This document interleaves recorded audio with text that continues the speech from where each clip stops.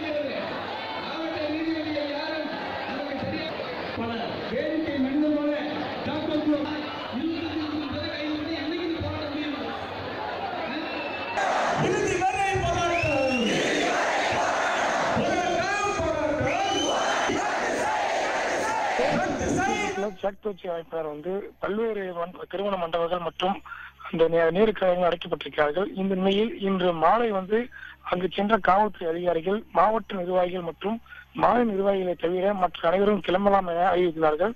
ஆனால் அங்கு இருக்கக்கூடிய ஜாக்டோ ஜியோ அமைப்பை சேர்ந்த அரசு அதிகாரிகள் மற்றும் ஊழியர்கள், ஆசிரியர்கள் அனைவருமே எங்களையும் கைது செய்ய கோருமாறு அவர்கள் காவல்துறைக்கு கோரிக்கை வைத்து தற்போது அந்த நேரு கலையரங்கு உள்ளே உள்ளிருப்பாடு ஈடுபட்டிருக்கிறார்கள்.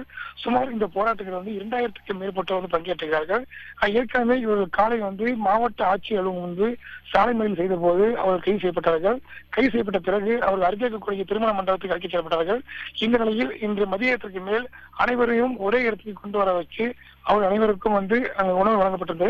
இந்த நிலையில் இன்று மாலை மாவட்ட நிர்வாகிகள் மற்றும் மாநில நிர்வாகிகள் தவிர அனைவரும் வீட்டுக்கு செல்லலாம் என அறிவித்தார்கள். ஆனால் இதற்கு எதிர்ப்பு தெரிவித்து தங்களையும் கைது செய்ய வேண்டும் என கோரிக்கை வைத்து தற்போது அங்கு இருக்கக்கூடிய ஜாக்டோ ஜியோ அமைப்பினர் போராட்டத்தில் ஈடுபட்டிருக்கிறார்கள்.